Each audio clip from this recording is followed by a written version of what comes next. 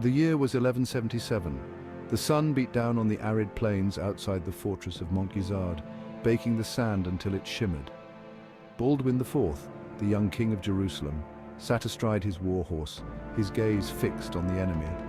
He was just 16 years old, but already the ravages of leprosy were visible on his youthful face. The disease was slowly eating away at him, but his spirit remained unbroken. He was a king, a warrior, and a crusader. He would face Saladin, the formidable Sultan of Egypt and Syria, in battle. Baldwin IV's life was one of constant struggle. He ascended to the throne at the tender age of 13, already afflicted by the terrible disease that would define his reign. Leprosy in those times was a terrifying and incurable ailment, slowly robbing its victims of their strength and health. Yet, Baldwin refused to succumb to despair or self-pity. He embraced his duty with unwavering courage and determination, leading his kingdom against overwhelming odds. He was a symbol of defiance, a beacon of hope in a kingdom constantly under threat. The Battle of Montgisard was a testament to Baldwin's leadership and strategic brilliance. Despite being outnumbered by Saladin's forces, Baldwin and his Crusader army achieved a stunning victory. The young king, his body ravaged by disease but his spirit soaring, led his troops with incredible bravery and tactical acumen. The victory sent shockwaves through the Muslim world, establishing Baldwin as a force to be reckoned with. Montgisard became a symbol of Christian resistance, a testament to the unwavering spirit of the Crusader kingdom. Despite the victory at Montgisard, Baldwin II's reign was far from peaceful. He faced numerous challenges, not only from external enemies like Saladin, but also from within his own court. The Crusader states, though united in their faith, were often riven by internal divisions and power struggles. European powers eager to exert their influence in the Holy Land often added to the political turmoil. The Kingdom of Jerusalem was a melting pot of cultures and ambitions, a delicate balancing act that required a skilled and diplomatic ruler. Baldwin had to contend with the ambitions of European powers like the Byzantine Empire and the Holy Roman Empire. Both saw the Crusader states as pawns in their larger geopolitical games. The Byzantines, eager to reclaim their former territories in the Levant, often interfered in the affairs of the Kingdom of Jerusalem. They saw Baldwin's vulnerability as an opportunity to exert their influence, hoping to manipulate the Crusader state to serve their own interests. The Holy Roman Empire, under Frederick Barbarossa, also had a keen interest in the Holy Land. These European powers often sent envoys and advisors to Jerusalem, offering support but also seeking to advance their own agendas. Baldwin, aware of their machinations, had to navigate these treacherous waters with great care. He needed their support to defend his kingdom, but he also had to be wary of their ambitions. He was constantly walking a tightrope, trying to maintain his kingdom's independence while also securing the necessary alliances to survive. Looming over all of Baldwin's struggles was the constant threat of Saladin. The Muslim leader, a skilled warrior and shrewd strategist, was determined to drive the Crusaders out of the Holy Land. Saladin's rise to power had been swift and dramatic. He had unified Egypt and Syria under his banner, creating a formidable Muslim empire that posed a direct challenge to the Crusader states. Saladin was a charismatic leader, a devout Muslim who inspired his followers with his piety and military prowess. Saladin's ambition went beyond mere territorial conquest. He saw himself as a champion of Islam, destined to liberate Jerusalem from Christian rule. He was a patient and calculating leader, carefully building up his forces and waiting for the opportune moment to strike. He recognized the internal divisions within the Crusader states and the political machinations of European powers as weaknesses he could exploit. The Battle of Montgisard had been a setback for Saladin, but it did not diminish his resolve. He knew that time was on his side. He would continue to probe the defenses of the Crusader states, waiting for the right moment to launch a decisive offensive. Saladin's shadow loomed large over Baldwin's reign, a constant reminder of the existential threat facing the Kingdom of Jerusalem. Every decision Baldwin made, every alliance he forged, had to be considered in light of Saladin's growing power and ambition. Adding to the complexities of Baldwin's reign was the rise of the Mamluks. The Mamluks were slave soldiers, mostly of Turkic or Caucasian origin, who were bought and trained from a young age to serve as elite warriors. They were a powerful force in the Muslim world, known for their military prowess and unwavering loyalty. The Mamluks were initially slaves, taken from their homelands and sold into servitude. They were converted to Islam and rigorously trained in the art of warfare. They became expert horsemen and archers, formidable warriors who served various Muslim rulers. Over time, the Mamluks rose to positions of power and influence. They formed their own military units, becoming a potent force within the armies of various Muslim rulers. Their loyalty was not to any particular dynasty or ruler, but to their fellow Mamluks and their own ambitions. This made them an unpredictable and potentially dangerous element in the volatile political landscape of the Middle East. The Mamluks were a wild card in the struggle for control of the Holy Land. They could be allies or enemies, depending on their own interests and the shifting political winds. Baldwin IV had to contend with this new and unpredictable force, knowing that the Mamluks could potentially tip the balance of power in the region. They were a force to be reckoned with, a reminder of the constant state of flux and uncertainty that characterized the Crusader era. Section 5. Courtly intrigue. Baldwin's reign was plagued by internal strife. The Crusader states were a complex tapestry of competing interests and ambitions. Noble families vied for power and influence, often putting their own agendas ahead of the needs of the kingdom. Political maneuvering and courtly intrigue were a constant feature of life in Jerusalem. The Crusader nobility, though united by their faith, were often divided by personal ambition and rivalry. They formed factions and alliances, each seeking to advance their own interests. Adding to the internal divisions were the cultural differences between the Crusader elite and the native population of the Holy Land.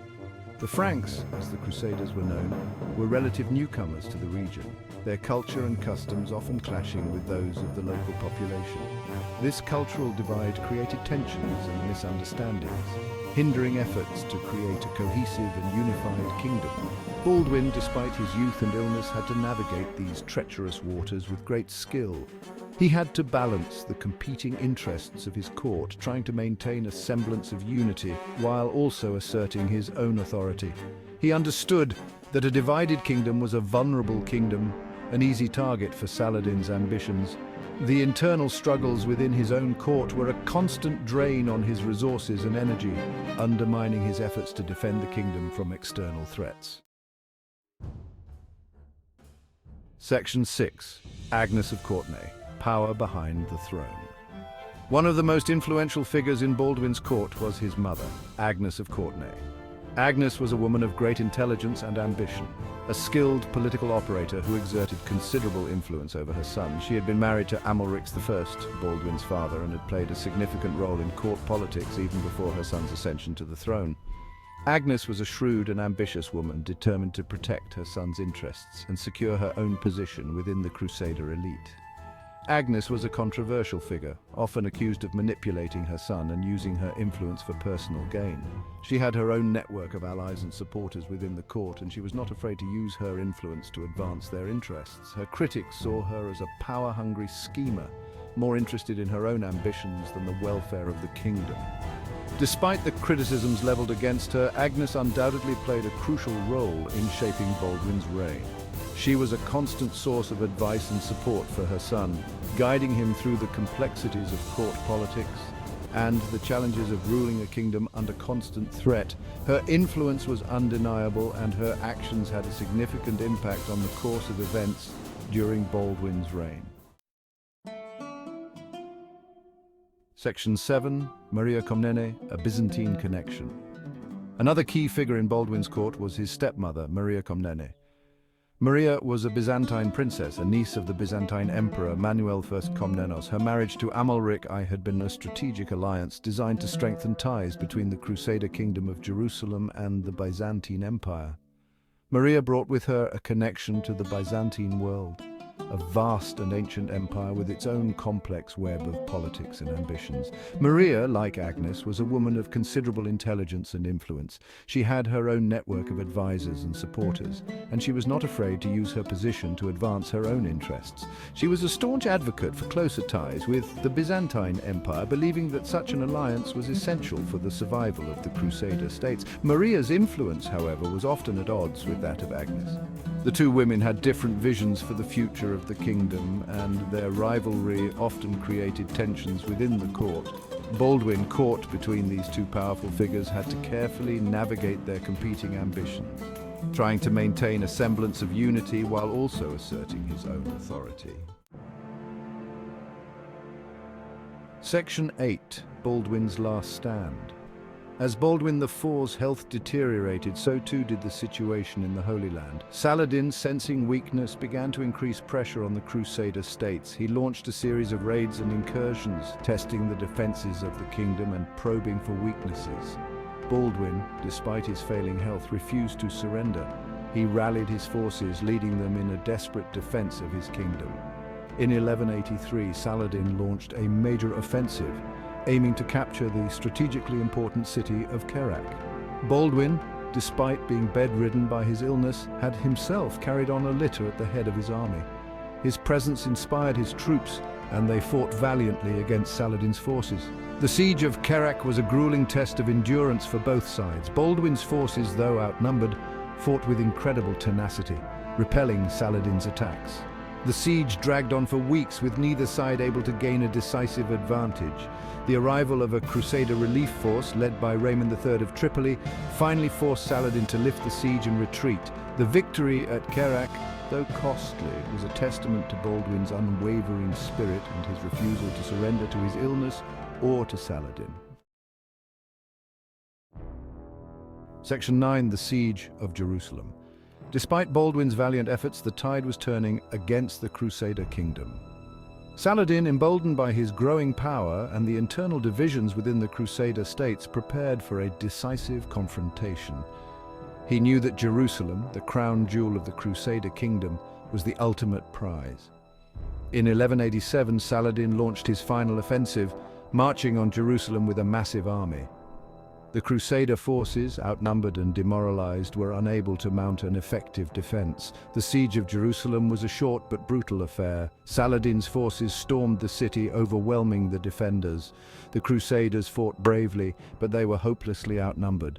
The fall of Jerusalem sent shockwaves through the Christian world. It was a devastating blow to the Crusader cause, a symbol of the waning fortunes of the Crusader states. The loss of Jerusalem marked a turning point in the history of the Crusades. It shattered the myth of Crusader invincibility and exposed the fragility of their hold on the Holy Land. The fall of Jerusalem would have profound consequences for both the Muslim and Christian worlds, shaping the political and religious landscape of the region for centuries to come. Section 10. Legacy of Defiance. Baldwin IV, the Leper King, died in 1185, just 2 years before the fall of Jerusalem. He had spent his entire life battling not only external enemies but also the debilitating effects of his disease. Despite these challenges, he had ruled with courage and determination, becoming a symbol of Crusader defiance. Baldwin's reign, though ultimately unsuccessful in preventing the fall of Jerusalem, left an indelible mark on the history of the Crusades. He was remembered as a tragic hero, a valiant warrior who fought against overwhelming odds. His legacy was one of courage, resilience, and unwavering faith. Baldwin IV's story continues to fascinate and inspire, a testament to the enduring power of the human spirit in the face of adversity. He remains a symbol of the Crusader era, a complex and fascinating period of history marked by both great triumphs and devastating defeats. The fall of Jerusalem was a tragedy for the Crusader kingdom, but it did not extinguish the spirit of the Crusades. The struggle for control of the Holy Land would continue for centuries, with both sides achieving victories and suffering defeats. Baldwin's life and reign serve as a poignant reminder of the human cost of this conflict and the enduring legacy of the Crusader era.